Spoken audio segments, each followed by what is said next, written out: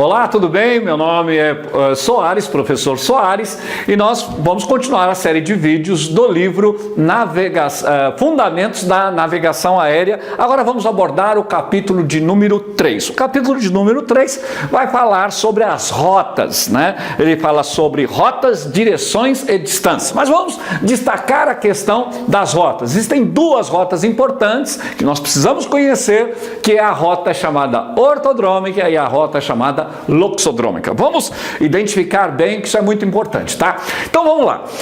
Quando a gente pensa em voar a menor distância, né, a gente pensa num caminho reto, e isso está correto. Aliás, em geometria, você veja a figura 3.1. Então, em geometria eu tenho um plano, e aí eu traço uma reta entre o ponto A e B. A gente observa que a direção de A para B mantém o mesmo ângulo, quer dizer, para manter um caminho reto no plano, basta que eu mantenha o mesmo ângulo, eu vou voar um caminho reto. Legal. Agora, como é que eu coloco uma reta? Veja você, como é que eu vou colocar uma reta na esfera? Isso é impossível. Não há como colocar uma reta na esfera. Eu só poderia o quê? Projetar uma reta na esfera, correto? Mas não colocar uma reta. Uma reta na esfera apenas iria tangenciar a esfera. E o que é a rota ortodrômica, então? A rota ortodrômica seria esse caminho reto na esfera. Observe, figura 3.2, rota ortodrômica. Então, quando eu projeto uma reta aqui, eu tenho um segmento de círculo máximo. Veja, a rota ortodrômica é um segmento de círculo máximo, certo? Então, na figura 3.2, a gente vê essa rota, esse segmento de círculo máximo. Agora, quando eu traço, então, essa rota ortodrômica, que é um segmento de círculo máximo, figura 3.3 agora, eu vejo que essas direções ficam variáveis. E por que fica variável a direção se eu estou num caminho reto?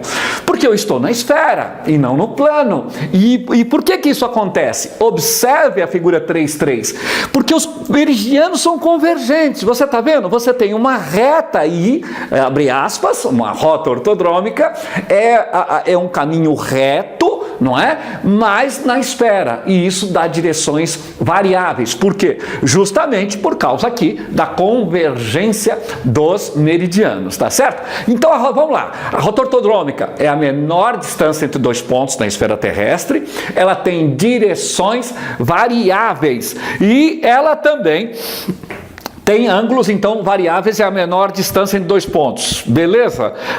Segmento de círculo máximo. Ok? Beleza. Vamos agora à rota chamada loxodrômica. A rota loxodrômica, o que é uma rota loxodrômica? A ortodrômica, o orto é reto, caminho reto. E a loxodrômica é direção constante. Então, a rota loxodrômica é direção constante. Muito bem, na figura 3.4, se você sai de um ponto na Terra, um determinado ponto na Terra, e mantém uma direção sempre igual, você observa que esse caminho será curvo e não reto, como é no plano. É curvo, interessante. E por que mantendo uma direção constante, né, ou um ângulo constante do meridiano, ele vai virando uma curva? Justamente porque os meridianos convergem, certo? Então aí eu terei uma curva. Então a rota loxodrômica normalmente é uma distância menor do que a rota ortodrômica. E aí, será um segmento de círculo máximo? Evidentemente que não. Então, a rota loxodrômica é conhecida como a rota de direção constante e o ângulo, então, é constante, por isso direção constante. E é uma distância menor do que a ortodrômica, tá certo? Agora, se você pega as figuras 3.7, o que acontece aí? Uma coisa bastante interessante. Na figura 3.7, observe, né, se você manter uma direção 360 graus, ou uma direção 180 graus, como está aí, veja, eu tenho um segmento de círculo máximo, porque eu estou voando no meridiano, tá certo? Estou voando no meridiano, então eu tenho um segmento de círculo máximo, ok?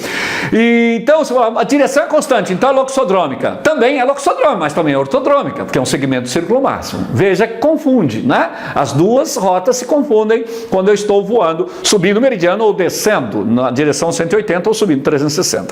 Outro ponto também que confunde é quando eu vou aqui no Equador, na direção, só no Equador, né, porque é um círculo máximo. Então, na direção 270 graus ou na direção 90, como está na figura 3.7, né? Eu tenho aí também ortodrômica e loxodrômica.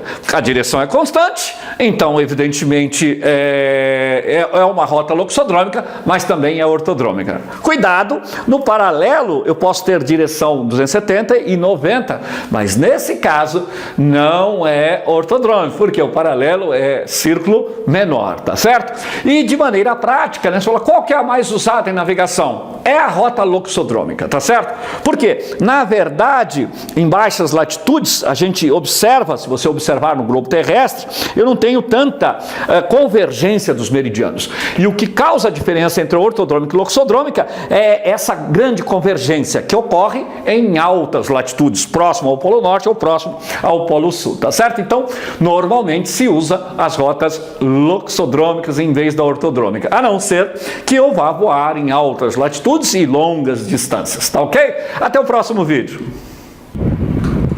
Ei, peraí, você gostou dessas dicas? Então veja o conteúdo das videoaulas de navegação aérea, onde eu abordo todos os assuntos do livro, tá bom? Até lá!